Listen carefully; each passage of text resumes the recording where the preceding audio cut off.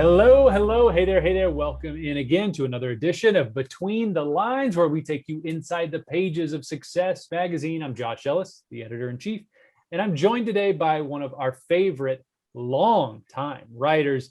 It's Michael Pietrzak. Michael, we've never met before. Am I saying it right? Is it Pietrzak? You were closer than most. It's actually Pietrzak, which is ridiculous based on the way it's spelled. But Polish names don't often translate onto this side of the Atlantic, so I forgive people for minor mistakes like that. No worries at all. This is what happens when you just communicate through email for so long. It's good to be face to face. So your story in the September-October issue of the magazine, we headlined it, "You Will Survive: 8 Strategies to Overcome New Entrepreneur Anxiety."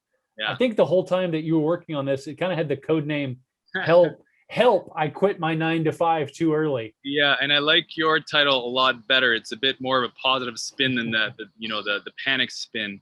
But yes, this really did come about because I, as an entrepreneur, had been through this initiation that every entrepreneur goes through. You will hit a panic at some point in your career. When you have a 9-to-5 or other, hourly employment, you've got the security net. You know that you can count on the next paycheck coming in 2 weeks or whatever. You don't necessarily have that as an entrepreneur. And a lot of people don't realize how harrowing that can be and how much focus it can take from your getting stuff done. I think a lot of people do, though, because it's exactly what stops them from ever taking the leap. Could be, yeah. And I know a lot of people will never dive into entrepreneurship. I'm not sure if that's because they just don't have the interest or it is that fear piece. But I want to tell those people that are on the fence that there are many people who have walked before you down this road, and there are things you can do to make the process easier. One of the first and biggest tips you have is to get a consulting gig, right? And that could look like a lot of different things for a lot of different people. But what are some examples?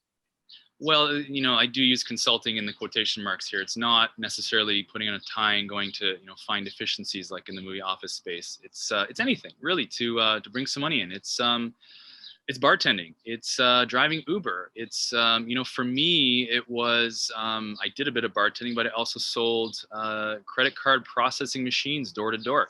Probably my least favorite job ever, but these things help pay the bills. And when you know you have a bit of money coming in, you don't watch your bank account dwindle, because that process is something that you can't do your greatest work when you're facing that financial pressure at home. You have to have some kind of runway.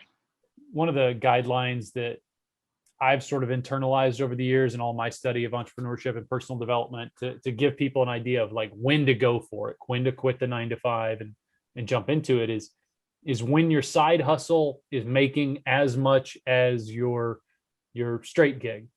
Yes.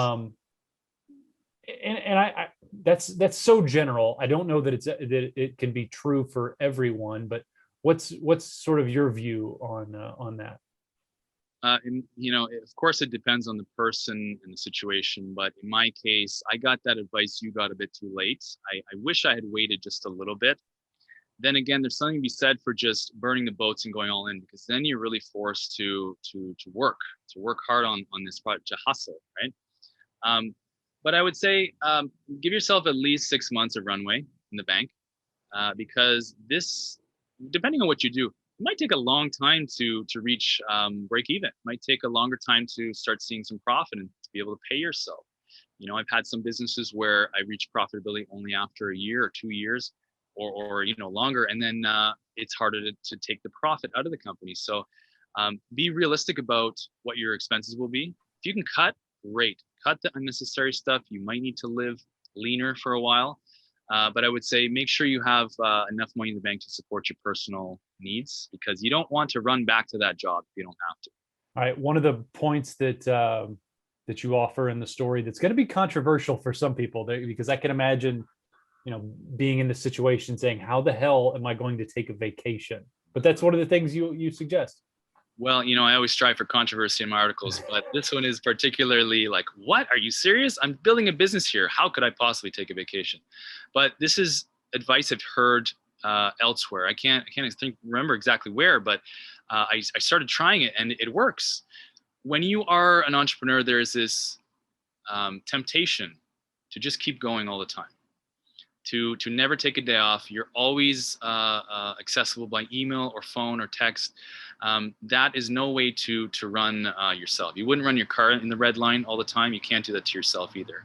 And so when things get a little too hectic and you are feeling the burnout set in, you need to take some time away, step back, call it psychological distancing, where you just get out of your environment, go to an Airbnb for 2 nights and just get a change of scenery, or take some time away from this project, work on something else.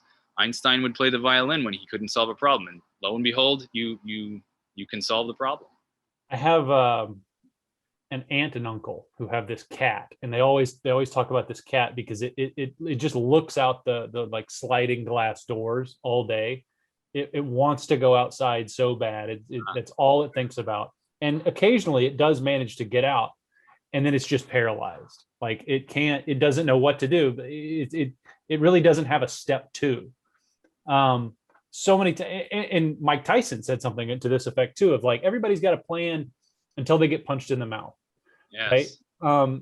I just want, I'm wondering if you can kind of give folks an idea of how to create some agility in their thinking or their business practice once they do take the lead, because things will never go exactly as planned. But it's really important to making it for a while. Yeah, that flexibility is key. I love that Mike Tyson quote, and I've heard a similar one about how your plan of battle will never survive contact with the enemy, right? First contact. And it's true. The act of planning is so important. Create a strategy, create a business model, business plan canvas. Set some contingency plans, but realize that it probably will not go like that in reality. I've never had any one of my businesses go according to plan. You do need to pivot sometimes. You need to adjust. There will be opportunities that come up. I don't recommend you chase all of them, but sometimes it makes sense to go for it. Right now, I have a writer training company, and a couple of my partners want to host a writing retreat in Mexico. And it wasn't on my to-do list this year, but we're going to do it for next year. So, you do need that agility. And I think entrepreneurs have this natural agility. It's what keeps us from trying to get out of the box of the cubicle, the 9 to 5, right? So I think we're naturally agile people. I know we have a ton of people watching this here on Achievers, a ton of people who read Success who are entrepreneurs, right? Great term. They know that they want to do it. They just don't know if they can. So I recommend, if that's you, I recommend all of you to read Michael's story in the September-October issue. Michael, thanks for it. Thanks for joining me today. Thank you, Josh. It was a pleasure. Look forward to the next one. All right. We'll see all of you next week on another edition of Between the Lines. So long.